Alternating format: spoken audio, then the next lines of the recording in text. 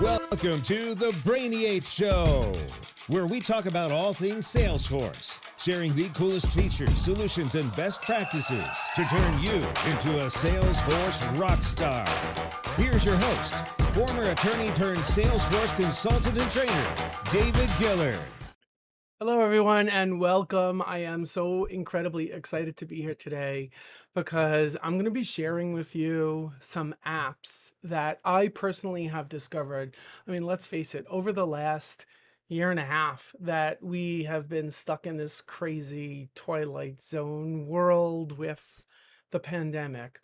One of the things that I've been trying to do is simply find more efficient ways to operate, more productive ways to do what I do to help my clients, and just to be more productive and really in everything that I'm doing. And at the same time, technology keeps advancing, just like we're seeing in the Salesforce world, where not only features keep getting better, new features keep coming out. So aside from features simply evolving, new features keep coming out, and new best practices keep coming out all the time.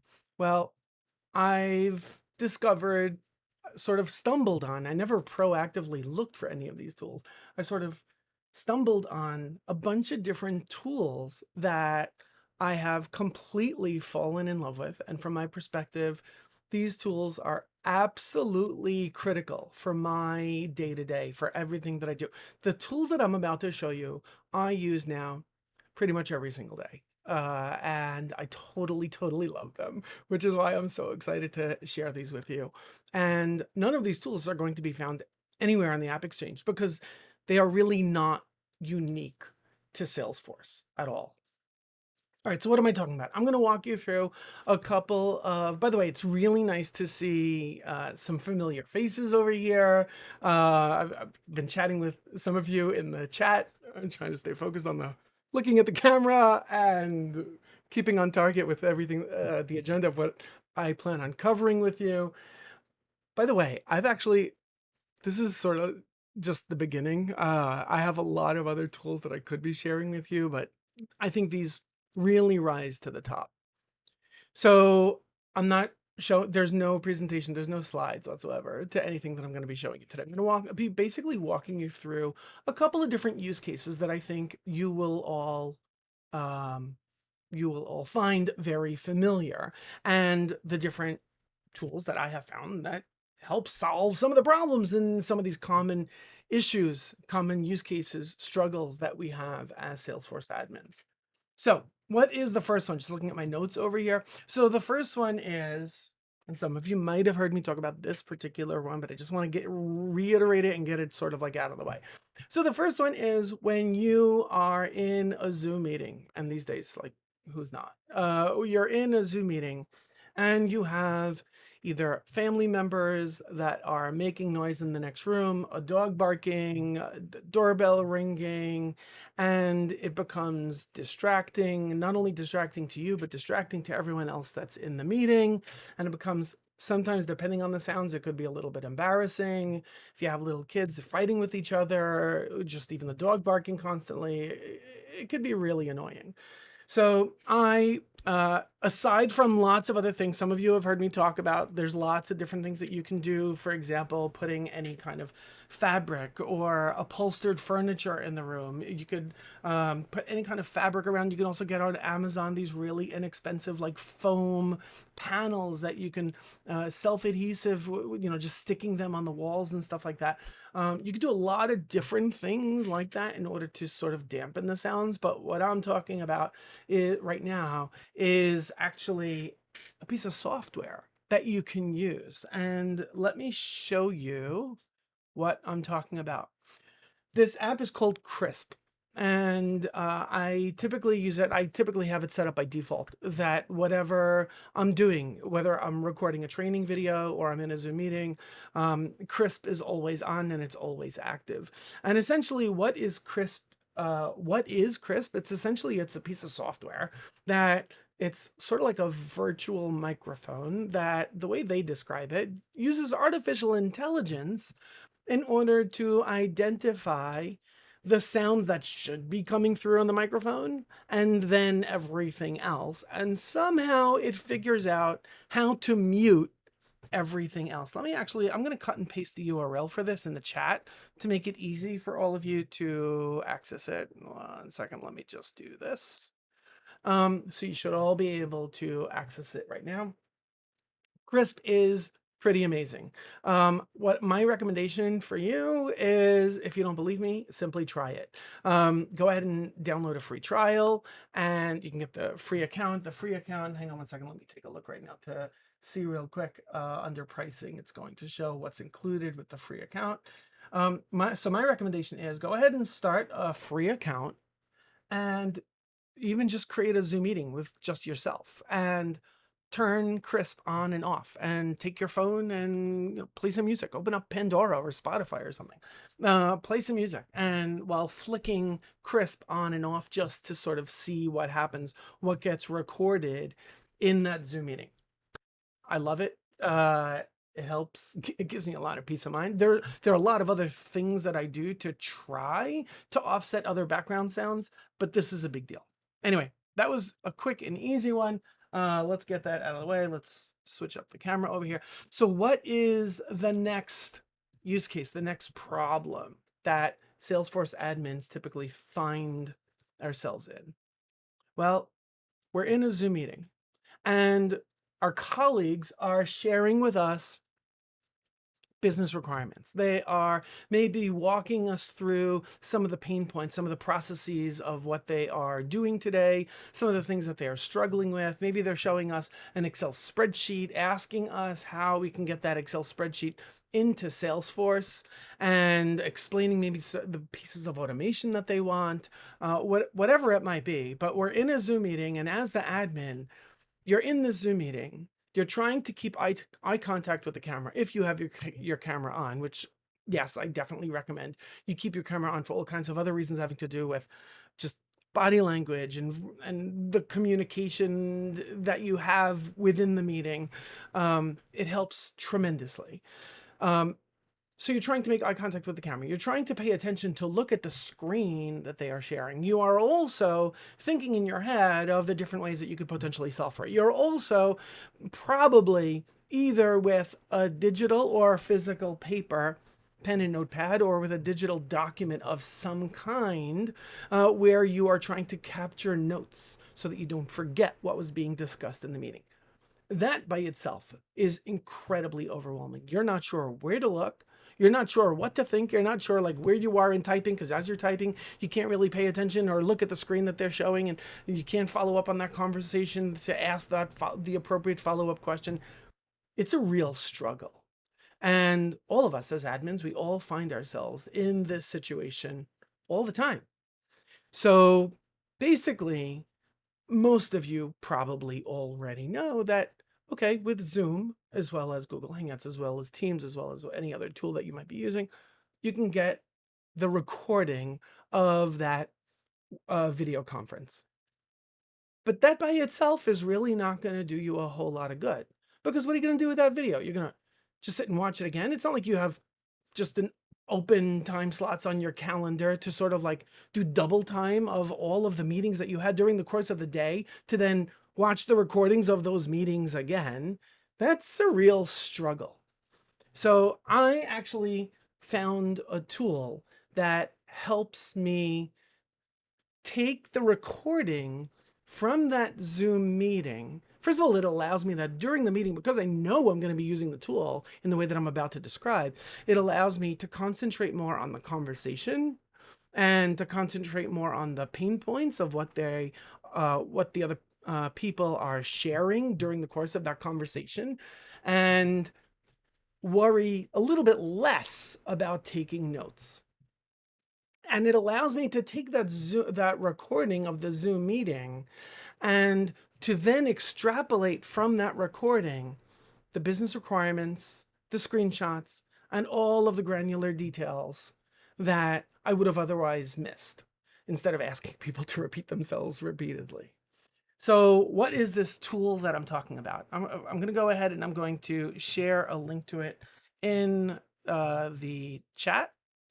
By the way, I see Judy, I see your comment over here that you've been using Krisp for a while, and I can't say enough good things about it. Okay, so this tool is called Descript. And Descript, I keep screwing up the pronunciation of it. Descript is, hang on one second, let me share my screen. No, that's not what I'm going to show you. I'm actually going to show you the app. So Descript is a tool that was really made for like podcasters. And I'll just walk you through. I think it's easier to just walk you through like how I use it, and you'll see what I'm talking about. So basically right now what we're looking at in Descript over here is this sort of looks like Google Drive, where you can put together a structure of, by the way, almost all of the tools other than Krisp, almost all of the other tools that I'm about to show you, they keep coming out with newer and newer features, updating the user interface. So I feel like every time I log in, it's like, wait, where did that feature go? Like what the heck is that icon over here? I haven't seen it before. It can be a little unnerving. So if you encounter any of that in the next couple of minutes, you know why. So what we're looking at over here, this is the equivalent of like a Google Drive, where you could set up folders and subfolders, whatever you want. So you can see how I have mine structured over here. I'm just going to navigate into this item that's called playing around. And so that's where I have like just all kinds of goofy stuff that I'm testing with. You're not seeing, look back, hold on, I'll cut and paste it in the chat. I see your comments over here that you're not seeing the link in the chat. I think I might have pasted it before you saw and heard the audio and a video going along with it. So I would say go ahead and scroll back up a little bit. So once I click into the equivalent of a folder, I'll call it, or a project, what I'm going to see over here, let me sort of describe what's going on. If I click in over here, this is where I have compositions. So think of compositions as sort of like the document. And within the document, so here are different, whether you want to call them projects or documents, whatever, that I have over here in this particular area of Descript. What I'm going to do is let's go ahead and make believe that I just finished a Zoom meeting. I got the notification that I have the recording from the Zoom meeting. So I'm going to go in here and click add new and add composition, and immediately it shows untitled composition. And let's go here and give it a name, and let's call this fake Zoom meeting from operations overview. And then all I have to do is go right over here, and where it says choose file, I can go ahead and select any file that I have on my computer. So let's take, here's just a brief video. There's actually no words to it, but it probably detected that there's no words. And it detected that there are no words on there. Let me go ahead and throw another one on here.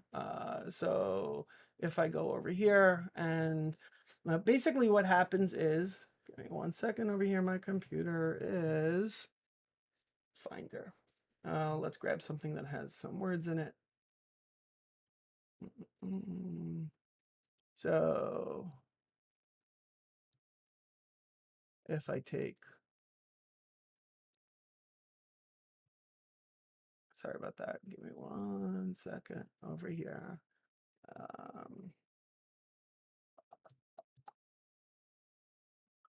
You know what? I'm not going to navigate around my crazy computer over here. So basically, as soon as you throw in the recording of the Zoom meeting, what it's going to do is going to pop up will come up asking if you want to transcribe that particular recording. Once you do, then then the screen is going to look something like this, where you're going to see an entire transcript.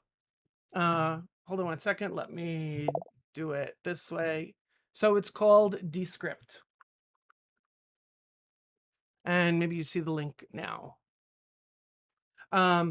So once it goes ahead and creates the transcript, then you're going to see the transcript right over here. And you can see down below where so this was an actual Zoom meeting recording. Let's scroll down a little bit, and you can see as like for those of you who have ever been involved in editing any video files, you know what it's like when you have to go through those like wave files, what you see like on the bottom of the screen over here that represents anytime sound was uttered in the video.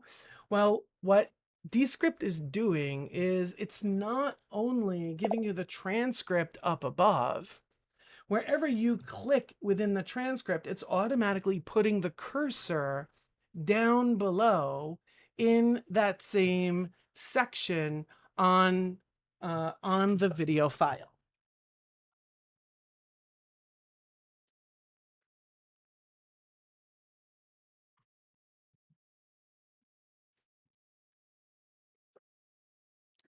Sorry about that. I just accidentally kicked, when you're live, anything can go wrong. I just accidentally kicked my the plug from my camera that's in front of me. Anyway, so when you click on the cursor anywhere over here, it's going to automatically put your cursor in the same spot down below where those words were spoken.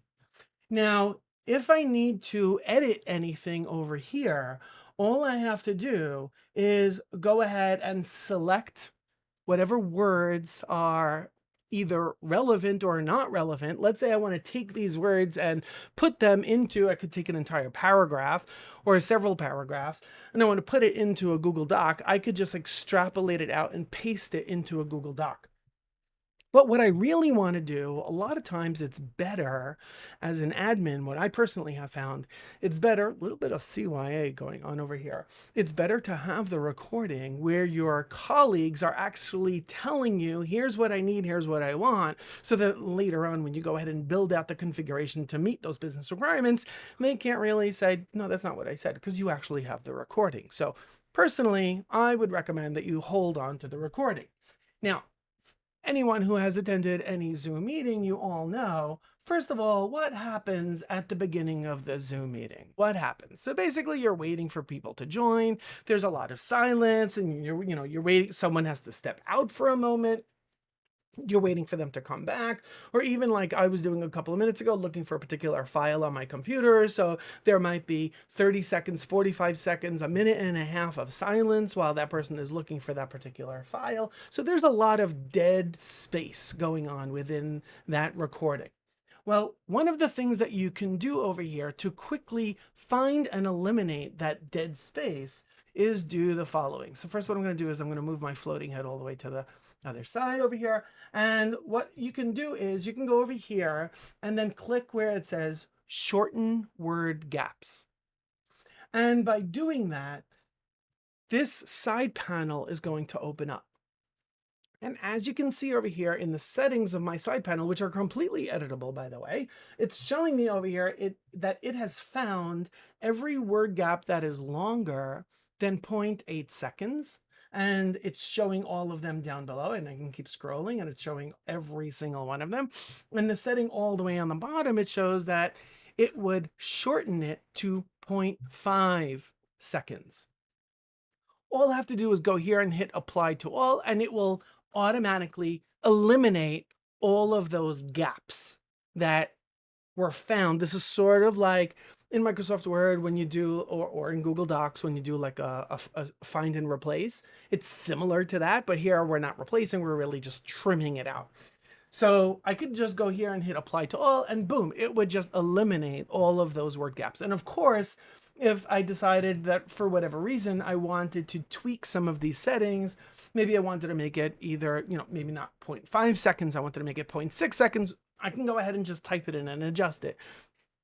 It's totally fine. Like you are in total control. So this is a great way of automatically eliminating some of the dead space that was in the recording from the Zoom meeting. So that's the first thing that I do once I throw a recording from a Zoom meeting into Descript. The second thing that I do is this. You can see over here where Descript highlighted all of the ums and uhs. We all do it, myself included. We all do it. Sometimes like certain words are said twice, like you can see over here where it says the, like that's unnecessary. Well, Descript can get rid of those too. You can, of course, just go ahead and select the words individually to get rid of them. Who's got time for that? So what I do is I just go right in over here and I select where it says remove filler words. And once I click on that, another side panel will open up on the left-hand side of the screen. And it's going to show me all of the filler words. Now, there are a ton of filler words in here. Now, by the way, if for whatever reason you have your own quirky filler words that you happen to use, you say the word unicorn a whole lot, and you want to find all of the instances where you said unicorn and remove it from the video, all you have to do is go ahead and modify your own, customize your own filler words so that it will automatically find every single instance where any of those appear in the video. And you just hit here, apply to all, and boom, all of them are going to be gone from the video. So immediately, it's going to, again, trim the video to make it far more, let's call it getting rid of all the fat, getting rid of all of the unnecessary stuff from that, the recording from that Zoom meeting. So first, those are the first two things that I do. The next thing that I do is, because I actually will want to hold on to that, I'll call it a more enhanced version of that Zoom meeting recording where we trimmed out all of the garbage. Now, by the way, you could have had, and this happens often during the course of a meeting, either someone's making a joke or someone's talking about their plans for the weekend, or someone is talking about a coworker that did something nasty or whatever it is. You don't want or need those things in the video. You can easily find those things. You could just do like a Control F, just like you do in any other word processing program. And you could find those words immediately, go ahead and select whatever it is and just hit delete. By the way, I don't know if you noticed, as I'm selecting things down up on top, it's automatically selecting all of the appropriate items down below so that when I hit delete on my keyboard, that's what's going to be deleted. That's really, really powerful. So the next thing that I typically do when I'm in Descript is enhance the audio. We have all, actually, I'll phrase it a different way. For any of you who have tried to watch a recording of any Zoom meeting, the audio typically sucks. It's typically terrible. So this tool, Descript, has a feature in it to dramatically enhance the video, enhance the audio, particularly from the Zoom meetings where we know that the audio needs some improvement. So what I'm going to do right now is I'm going to click over here on the upper right-hand side, and we can see the side panel came out on the right. And over here, all I have to do is go ahead and select Add Effect. And now I can see there are two options here. First, I'm going to go ahead and I'm going to select Compressor.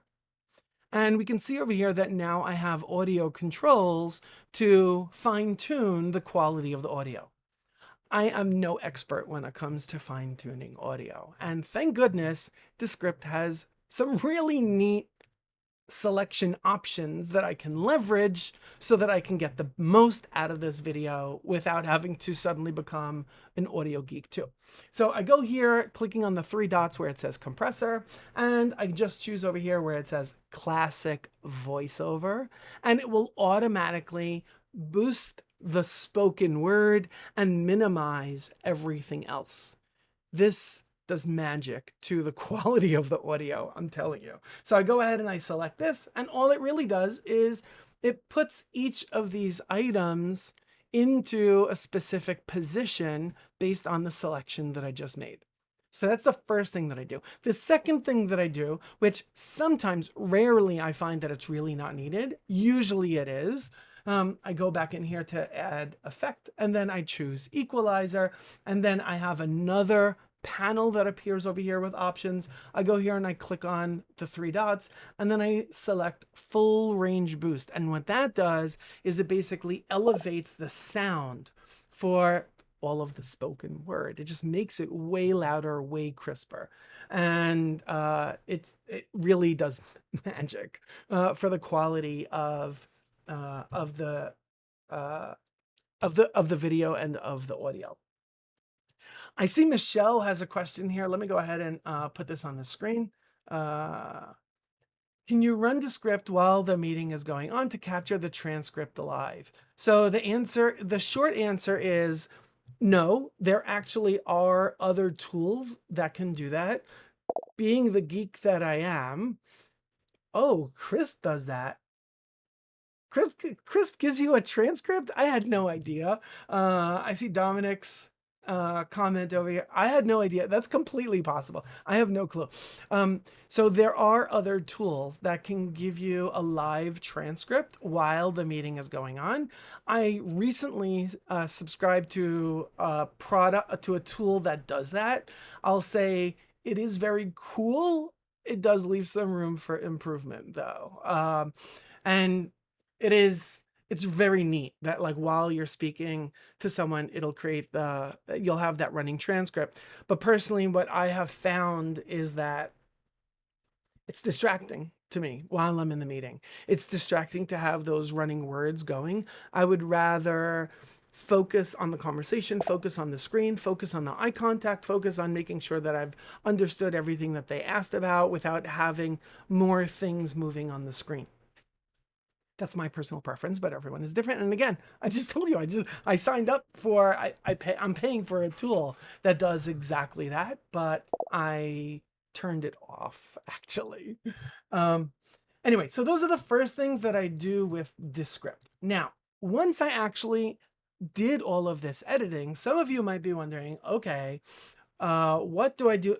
Dominic, so I see over here Dominic's comment that no, it regulates the sound. So yeah, that's what in line with what we talked about earlier. So what I do next is once I go ahead, so let's make believe I eliminated all of the dead space, all of the long pauses of silence within my recording. I went ahead and I removed all of the filler words. I went ahead and I updated, I enhanced the audio so that the spoken word comes in a whole lot clearer. So once I go ahead and I do that, then what I do is I actually go through just eyeballing the entire transcript. And as I'm doing that, first of all, if there are things that happen to have come up sort of like side conversations that came up during the Zoom meeting that are totally not relevant for the purpose of having the recording of the Zoom meeting, I just trim it out. And by the way, that can easily take your 1 hour long video and turn it into a 30-minute video, a 20-minute recording. And that's pretty powerful because now it's way more digestible. By the way, one of the other things that I'll call out is, so as I mentioned before, you can go ahead and you can select the text. You could just go ahead and paste it in any other document that you might be using in order to track all of the business requirements, what was discussed during the course of the meeting, wherever it is that you are taking notes. One of the other things that you might want to do next, which I often do, not always, but I often do, if I'm going to share the video with others. Sometimes I want to share the video with the other people that were in the meeting. So we're sort of going along the lines of, okay, now that you did all of this editing and we want to get this thing out of Descript, what can you do? What are your options? There are a ton of options. So the first thing that I want to call out is, there are times where I want to, let me go ahead and just change that real quick. There are times where I want to have running captions. So it's great that I have the transcript. And of course I could share it with anyone, but maybe I want to have live captions sort of burned into the video itself. So what I'm going to show you how I can do that with basically 2 clicks in Descript. So I'm just going to go click on anywhere here, do a Control A to select everything. And I'm just going to do a keyboard command to pull up this menu over here. And I'm going to start typing the word captions or all kinds of things. By the way, I could also add annotations like having boxes and arrows and circles and squares, like all different kinds of things that I can certainly do and make them different colors and have them appear or disappear from the screen at various points. I see the question over here, is Descript free or paid? It's not free. It's paid. Personally, I think it is worth every nickel. So over here in Descript, I'm going to choose insert fancy captions. And basically what that does is it's now showing me over here where the captions are going to appear.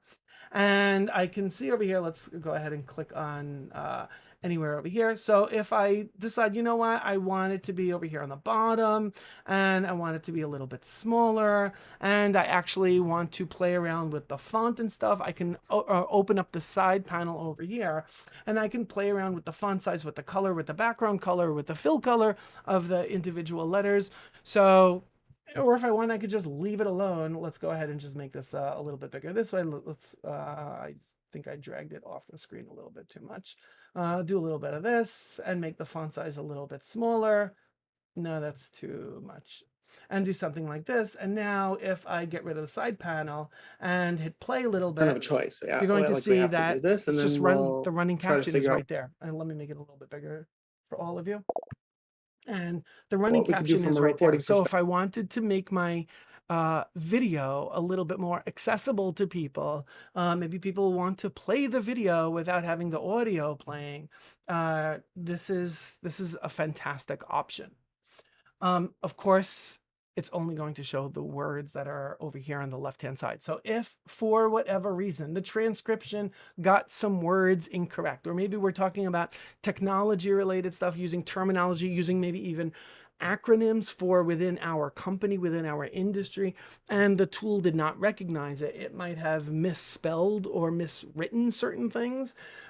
You could just go ahead and edit the transcript right over here. So let's make believe, you know, I wanted to change this and change the spelling. I can just go here and hit correct and update the transcript with whatever it is that I'm going to type. That will automatically apply those same corrections to the captions themselves. Next, so let's say, all right, I'm pretty much done. I've trimmed this video. I've grabbed from the transcript, cut and pasted whatever I wanted into a Google Doc. Now I want to share with my colleagues the trimmed video and basically say, okay, here's my notes. And here's the business requirements that I understood. Here's some of the screenshots that I have from our meeting. And by the way, here's a link to the recording. Let me know if I missed anything. So I want to share that with them. So all I really have to do is go right over here where it says publish.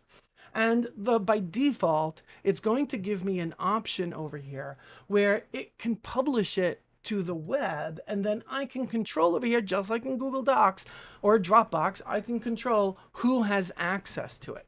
Maybe I don't want to publish it to the webs, like that's an option. By the way, you can see over here, I can choose on the web page that it will create. Do I also want to show the transcript? Do I want to allow comments? I could just flick the switches as needed. But let's say I don't want to do that. Maybe I just want to download the video and I want to put the video in, maybe it's the company SharePoint folder or our Google Drive or our Box folder, and just share it internally. So I'm going to go ahead and I'm going to click export again. And now we could see all of the different options that are available. So if I simply want to download the video, all I really have to do is go ahead and click this option. It's going to render the entire video, download it onto my desktop. I can put it wherever I want. If I just wanted to download the audio, I can go ahead and use this option. So for example, Descript was made really for podcasters. If you just want to have audio only so you can upload the podcast to your podcasting platform, you could just go ahead and do this.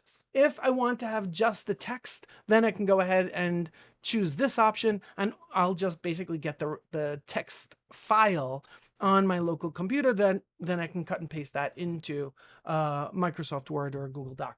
Some of you might be wondering, what the heck is the difference between text and subtitles? I'll explain. If you're using a platform like YouTube, on YouTube or Vimeo, a lot of different platforms like that, after you upload a video, if you want, you can also upload your own subtitles. So this option is going to basically give you what's known as an SRT file. I don't mean to get technical or go down this whole rabbit hole. I'm going to be very light on it. And basically all it is the transcript along with the timestamps of when each spoken word applies into the video. That's all it really is. So you're only really going to use that option of subtitles if you're uploading it to another platform like Vimeo, like YouTube, which I'm guessing most of you are not going to be doing that, so you don't need to worry about that. Most of you, I'm guessing, are simply going to use the video option and just download the video to your local computer. You're going to put it into SharePoint or Google Drive or something like that and share the link with your colleagues. Anyway, so that is how I personally have dramatically changed the way I even approach Zoom meetings when I'm meeting with some of my clients and they are sharing some business requirements. They're sharing like what is it that they want and need from Salesforce. It allows me to focus on the substance on our conversation, and it dramatically minimizes, doesn't totally eliminate, it minimizes the stress associated with taking notes. Michelle, to your question, yes, it absolutely syncs. I'll throw that on the screen over here. Yes, it absolutely syncs the captions, the subtitles to the video. Absolutely. Okay, I was just looking to see if there were any other questions or comments that I did not respond to. All right, so that is the first use case that I wanted to highlight for all of you. The second use case, which is very similar, it's not going to appear similar at first, but the solution is very similar.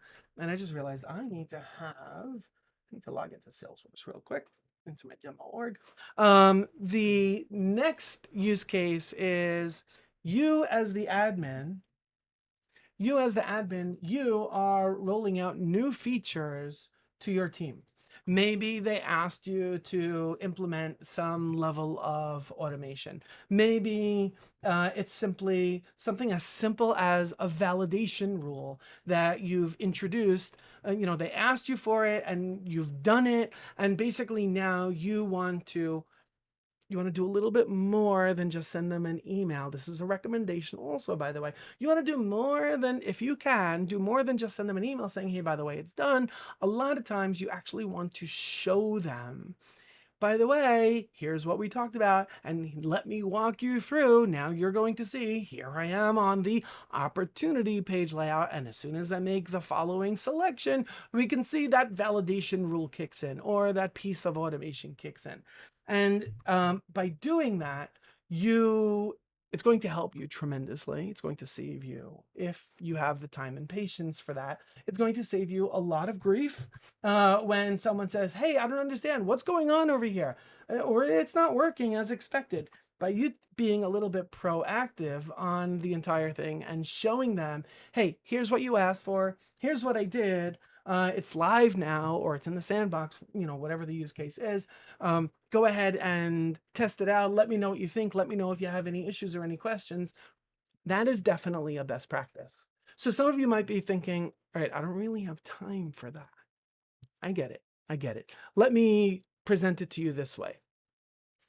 All you really have to do to create these kind of videos. And so it could be something as small as an update to a page layout, introduction of a record type, introducing a validation rule, or it could be something along the same lines, but far larger, which is training people on how to use maybe a brand new app that has been implemented in your Salesforce instance. Maybe it's a brand new object that they've never used before, but walking them through how to use it. And for the admin, it's really stressful to create that type of content.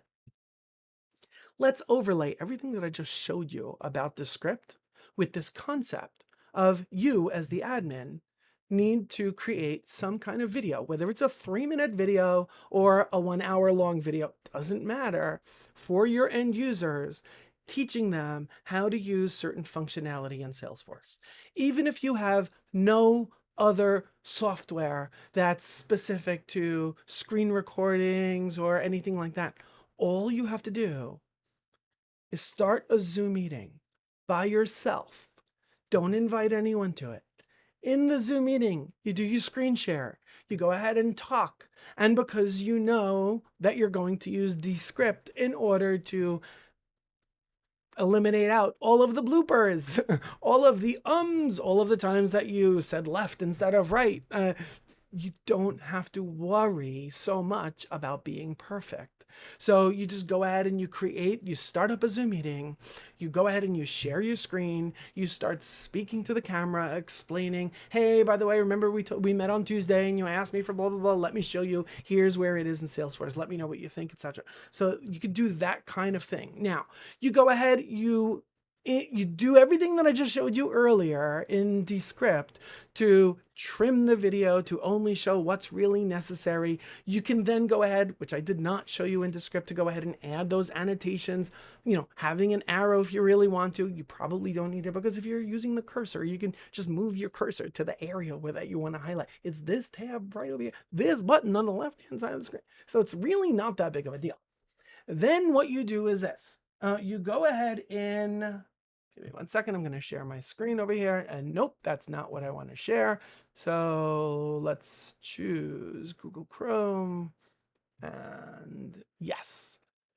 So once you're back in Salesforce, so you're in Descript, you go ahead and you trim your video. You go ahead and you hit export. You go ahead and you download the video. Now what you want to do is you want to make that video available to other users. You have a couple of options here. Some of the features that I'm going to show you here, some of you might not have ever seen before. Salesforce recently introduced these features, and it could be, on the one hand, it's really very simplistic. On the other hand, it's really very powerful. So with that video, if you're going to put the video in, let's say, like I mentioned before, in a company's SharePoint or Google Drive or Box folder, then what you might want to do is go ahead in the help menu. You can go ahead and just like I have these options over here, you can add your own custom options here. Now, by the way, you can have way more than just 2. I don't personally even know what the limit is, but you can definitely have, I've done this before for many clients, putting in way more than just 2. And just like you see over here, if there are more options, you click over here, like on the first arrow, like where it says getting started, there's an arrow showing that there are more options available. So if I wanted to add a third option right here, I'm going to show you right now how and where that can be done. So all we really have to do, this is one of 2 options available to you for taking that video and putting it directly in Salesforce for your end users to access. So here we are in setup. And what I'm going to do is, let me move my floating head over to the side. Keep forgetting I should make the woo sound when I do that. And so I'm going to go over here on the left-hand side into Quick Find, and I'm going to search for the word help. And I can see over here where it says help menu. And in the help menu, I can see over here, I turned it on. So this is flicked to on. If this is the first time that you're going to be logging into your help menu section and setup, it's going to be off. Here's where you go ahead and you put the label of what that section should be called on the very top over here. So that's where I control it. And over here where it's, we see the limit right over here, it's up to 30. So this is where you can put whatever links you want. So all you have to do, if I had another link that I wanted to put in here, I could just go right over here. I can click on this. I can type in whatever I want, awesome new features, blah, blah, blah, whatever it is. I can go ahead and I can cut and paste my URL over here. And then boom, I'm basically, I can just add it just like that to the help menu. That is really, really powerful. Then, by the way, just by putting it in the help menu does not automatically mean that your users are going to know that it's there. You still need to basically go ahead over here and then click on help and then grab a screenshot of this, post it in Chatter, send it as an email, smoke signals, whatever mechanism you need to let your users know that, by the way, that training video, that walkthrough video is available directly in the help menu, showing them where they can access it.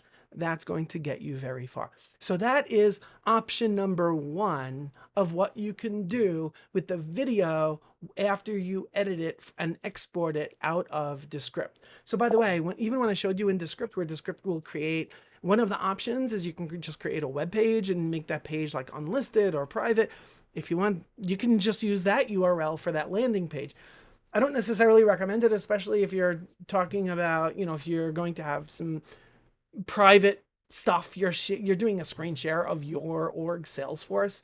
So my recommendation is go ahead and put it somewhere that really is gated, that others outside of your organization cannot access it, which is why I'm suggesting that you leverage whatever type of cloud-based file storage tool your organization currently uses, and just generate the URL just like you can for Dropbox or Google Drive. Just grab that URL and place it right there. The next thing is, and Luciano's right, he's reading my mind of where I'm going next. So that's the first option. The second option that we have is in-app guidance. Let's make believe for a minute that whatever new enhancement we are introducing that my video is covering really only applies to, let's say, the opportunity screen. So maybe it's, when we're actually looking at the record of a particular opportunity, and it's on this screen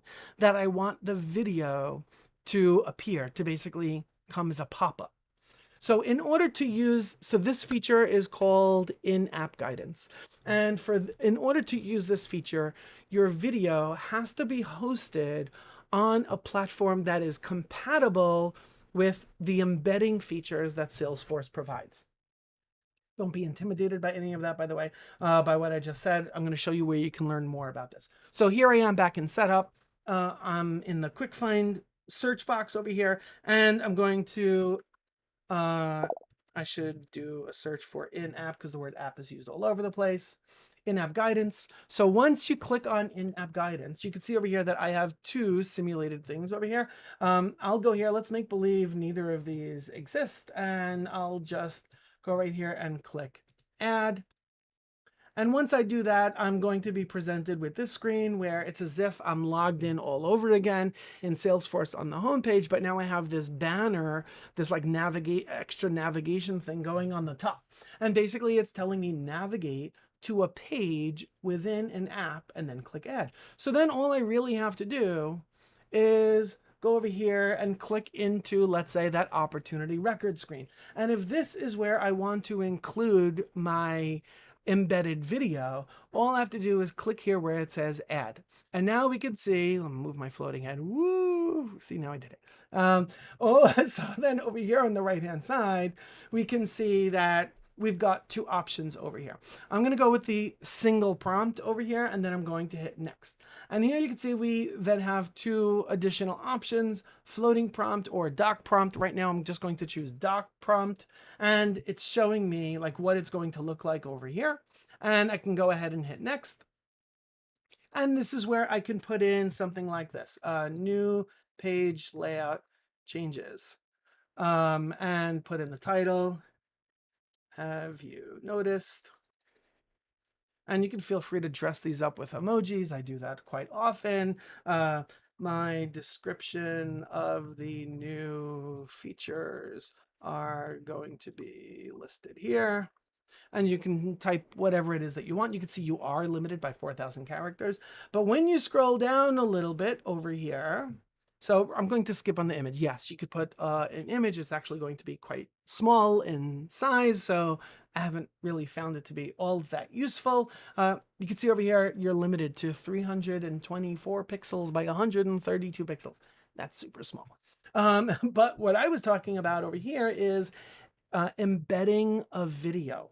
And if you want to see like what do I need to do to be compatible with the embedding video feature over here, all you have to do is go ahead and click on this URL, and it's going to give you this knowledge article. So this question over here while the page is coming up. Yeah, I think I read on Twitter that Salesforce Help was having issues today. With the free prompts, so with the walkthrough, yes, Salesforce gives you a limit of 3 that are free. I believe that the prompts, in other words, it's not a walkthrough, the option that I chose, I believe you can just have them for free. So I don't believe there's a limit on how many you can have. I haven't really explored the limits, but with the walkthrough, basically it's freeware. They're trying to get you to purchase my Trailhead. So that's where that's going. That's why I'm recommending that you just use the free option. So by the way, over here, you can see like, what is it that you need in order to have the videos embedded over here. Now I'm going to basically walk you through, let's make believe I uploaded the video. So, or I put the link for the video, I should say, and it looks like my camera froze. Great. My camera is like totally not cooperating with me right now. So I'm going to go here and I'm going to hit done. And let's go ahead and hit OK. And now what I'm going to do is I'm going to show you, I'm going to go back over here and show you the options that I had. Camera's going to come back on in a second. The options that I did put in so that you can see over here for the settings. So the preview, here's what it looks like.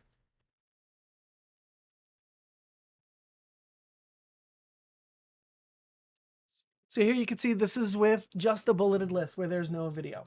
The other one that I have here, there is actually a video. I was just goofing around with a sample video over here.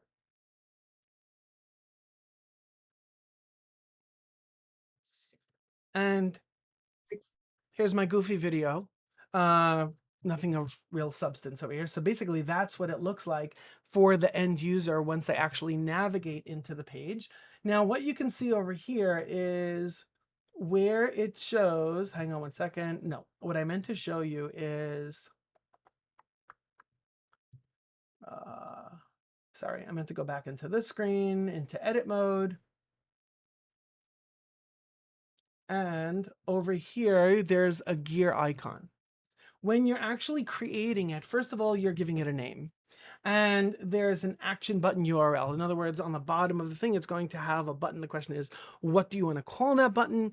And where do you want to drive the people the users when they click on that button? So for here, I just left it as the opportunity. The account screen. The next thing that you're going to do is you can choose what are the dates of when this prompt should be visible, how many times it should appear, and the delay of days in between the times that it appears. You don't necessarily want to spam your users. The other thing that you can do is you can choose what specific either profiles or permission sets it should be applied to. So you might choose only show this to users that either have a particular profile or they have a particular... How are you? Sorry about that.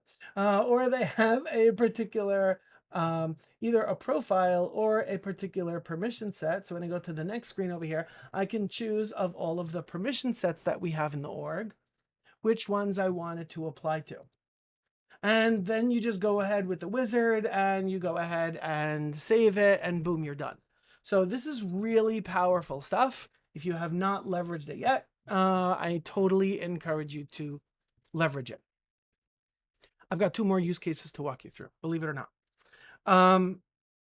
No, I take it back. I only have 1 other use case to walk you through. 2 other totally different, unrelated tools that I have not talked about whatsoever. So the next use case that I want to talk about is where you as a Salesforce admin, you have developed some area of expertise. Maybe it's on increasing user adoption. Maybe it's on how to leverage Salesforce for nonprofits or for financial services or in a small startup, or how to use the campaigns functionality to track attendees of webinars. You've developed some area of expertise, some area of knowledge, and from a personal branding perspective, it's really important that whatever knowledge you have that you want to share, similar to what I'm doing right now, go ahead and start sharing it with others. That way you will establish yourself as an expert, as someone who knows what they're talking about in whatever areas you're choosing to focus on. You can turn it into a presentation that you're doing for a Salesforce user group. You can turn it into YouTube videos. You can turn it into a blog article. You don't even have to have a blog. You could simply publish it as an article directly on LinkedIn, treating LinkedIn as your own blog without actually creating a blog.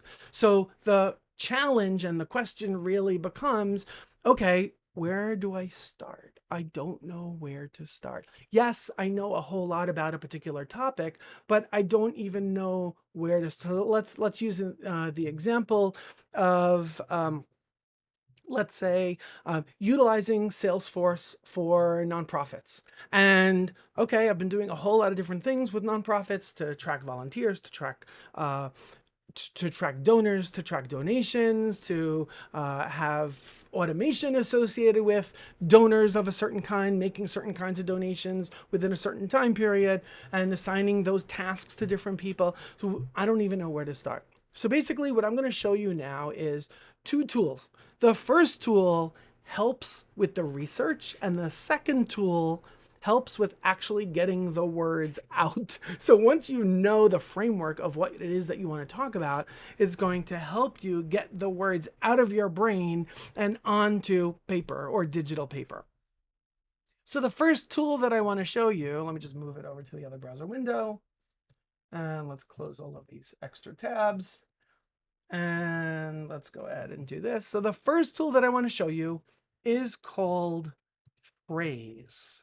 And I'm going to go ahead and put the link in the chat over here. It's Fraise. And Fraise was really made for bloggers or content creators that care a lot about search engine optimization. Now, from your perspective as a Salesforce admin who's looking to create some content, whether you're sharing the content internally within your organization or creating some articles to publish on LinkedIn or a presentation for the Salesforce community, you might not necessarily care about search engine optimization, and that's fine.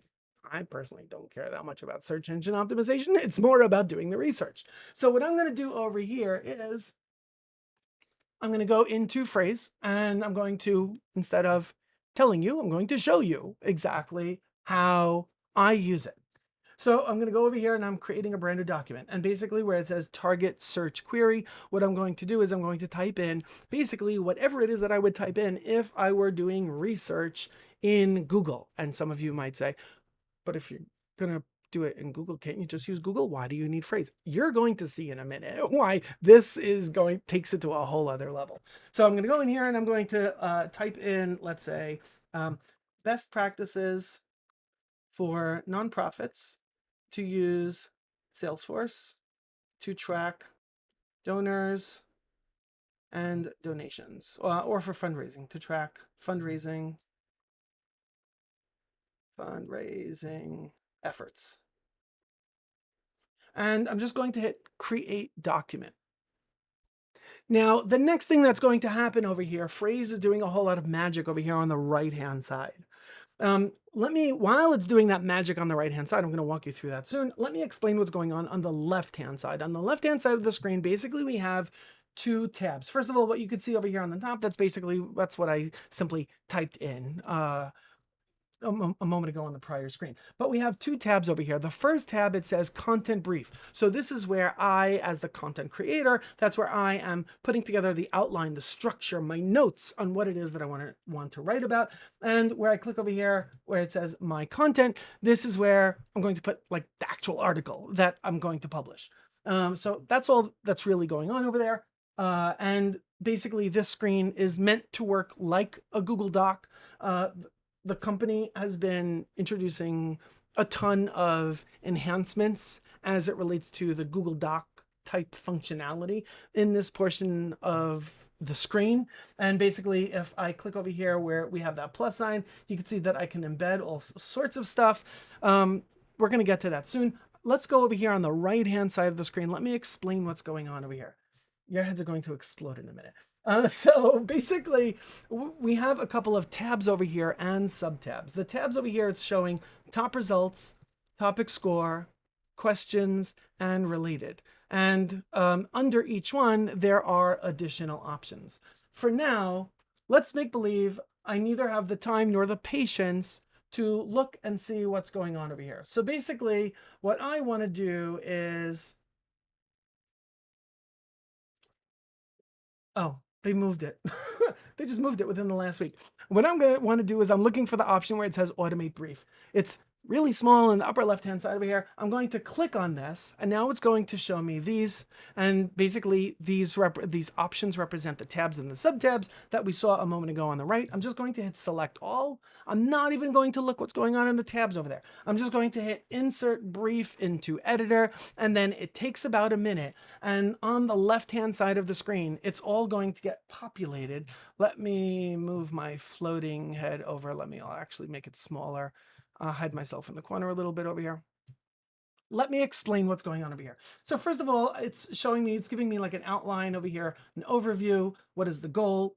The tool has no idea what my goal is. Who is my target audience? When is my deadline? Who is the project owner? Target word count. So basically it's showing me that the top results from Google had a word count of this number, 2069. So it's basically telling me your target word count should be 2069. Target number of headings, it should be 6. Now, if I go over here and I look where it says people also ask, it's showing me all of the other questions similar, but not identical, similar questions to what I typed in, but different, and it's expanding it a little bit further, giving me some recommendations, some thoughts on you might want to address some of these questions also while you're at it. And just take a look over here and you're going to see like, here, what is the Salesforce Nonprofit Success Pack? I did not type in Nonprofit Success Pack in my search query on the top of the screen. I didn't put that in. So it found this stuff.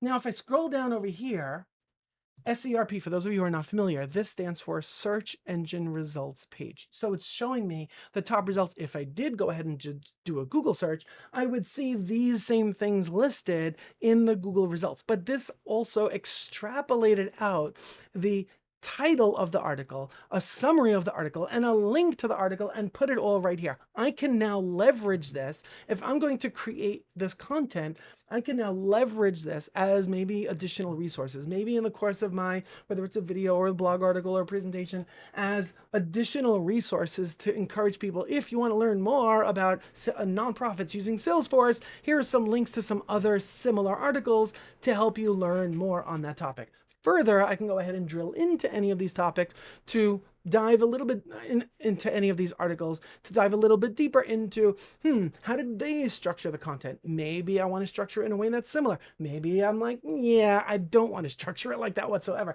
Great idea, but I want to do something really different. So this is incredibly helpful for you just to get an idea of where you want to take it. When I scroll down over here, again, from a search engine optimization perspective, it's showing me here are the keywords that it found in the top results from the search engine results page. So I'm just going to scroll down because from our perspective, we might not necessarily care about some of these things. Here are the top 20 topics. I'm going to scroll down a little bit more, and it's showing me here are the different headers that it found in the top results. And then here are the questions directly associated to the query that I put in when I first started this. And we can see some of these over here. I might feel like, yep, this is right on target. For some of them, I might be like, that's a little bit off, or maybe it's duplicative, etc. Now I can see over here down below, it's showing me statistics. Basically, what is this? These are statistics that are correlated to the topic that I searched for. So it might have in here things like the percentage of how many nonprofits maybe are using Salesforce, or how many nonprofits that are using Salesforce have found a certain number of increase in productivity or efficiency or cost savings, since they've been using Salesforce. You're going to find things like that in the statistics area.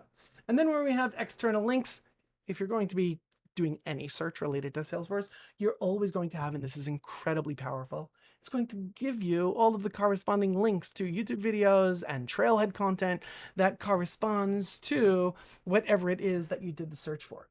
So within 2 minutes, without having to, it took me a while to explain it to all of you, without even drilling into anything that's over here on the right-hand side, this tool, Fraise, automatically extrapolated out all of the key items that I should be paying attention to and put it right over here. Now I can start crafting my content.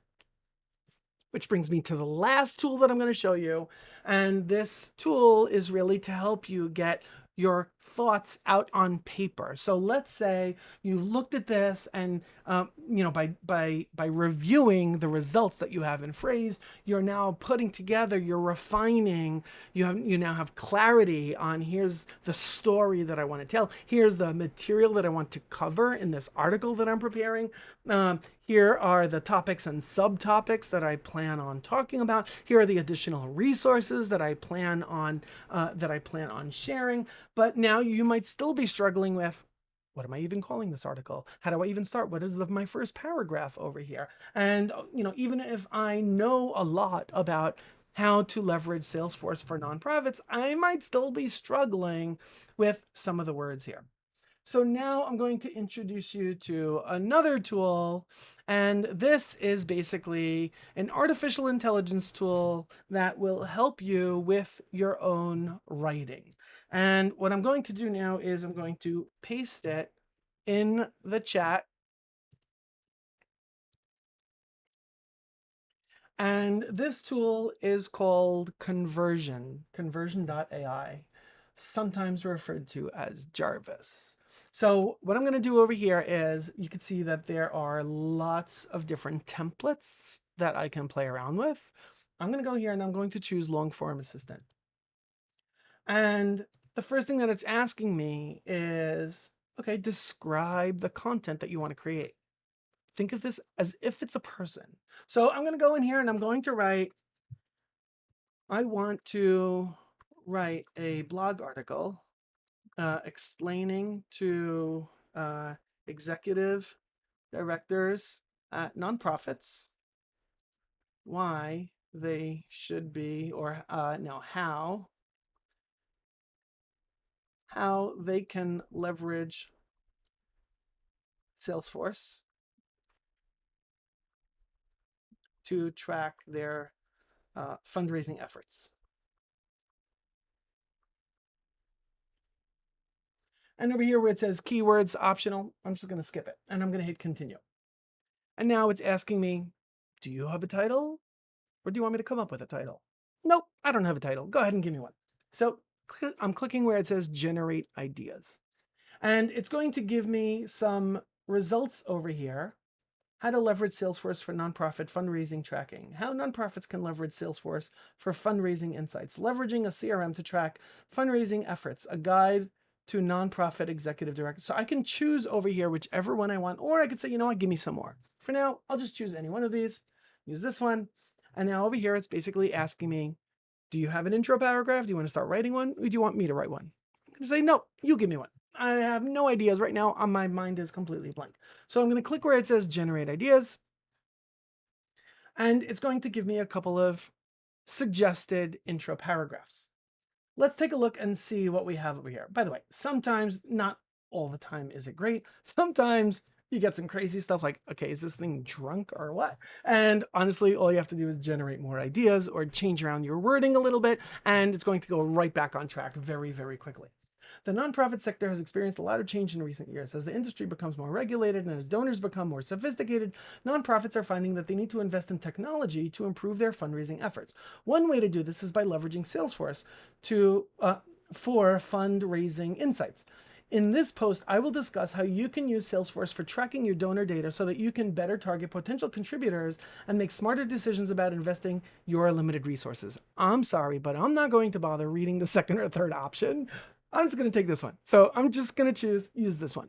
And now we can see over here down below, it's showing me basically open editor. When I click on this, it's going to open up this screen over here where now, again, similar to like a Google Doc, I can start writing. So that same first paragraph that I had before, that's what I'm seeing now. And I can either start writing or I could just go here where it says, whoop, my head is blocking. I'll move it over. And I'm going to go here and I'm going to hit compose. And when I hit compose,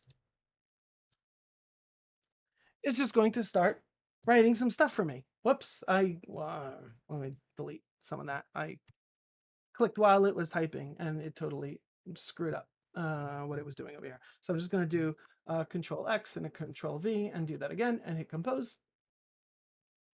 Now, as it's writing over here, Okay, it's not giving me anything. So what I want to do is I want to go back into Fraise, and I want to see within Fraise, let's say it pointed out to me, let's go back in here for some of the headings and virtual fundraising. So let's talk about that for a little bit. So let's go back into here, and I'm going to start writing now more than ever. Virtual fundraising is taking center stage. And I'm just going to leave it at that. I want to start and sort of directing this tool that I want to start focusing on fundraising, on virtual fundraising. Sorry. So I'm just going to go here and I'm going to hit compose. This is where nonprofits can leverage Salesforce for fundraising insights. Organizations are increasingly using social media and email marketing, and it's flowing naturally.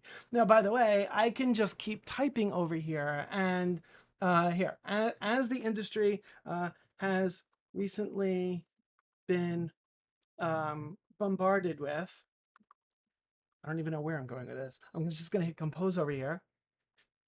A number of new regulations, new organizations are struggling to keep up with these changes. So basically what I'm trying to point out is what I do is I take the research that I pulled from Fraise, and now this is helping me guide the structure of the content that I am putting together. If I find myself struggling to find the words, now, by the way, you can't use these tools, like if you have no idea, personally, this is my opinion, if you don't know a whole lot about these topics, even with these two tools, it's not going to take you very far, because like you need to still speak intelligently on the subject matter that that you want to write about. Fraise is helping me put together the structure of what it is that I want to cover, and then Conversion.ai is helping me make it digestible for my target audience. So by using these two tools together, it is helping me dramatically to take content from an idea to something that's actually tangible, that I can actually share with my target audience. Anyway, that really covers it in terms of what I wanted to share with you. I'm curious if anyone has any questions or anything. I am happy to address them. Angie, I see your comment over here. I totally love these tools. Like I mentioned at the onset, like I am completely in love with these tools. And as I hinted at earlier, I've played around with other tools that claim to do the same thing. I have not found them to be as powerful as these particular tools. Anyway, if nobody has any questions, I just want to say thank you all for joining me today. I really appreciate it. Have a wonderful evening, and I will see you all soon. Have a great night. Bye-bye now.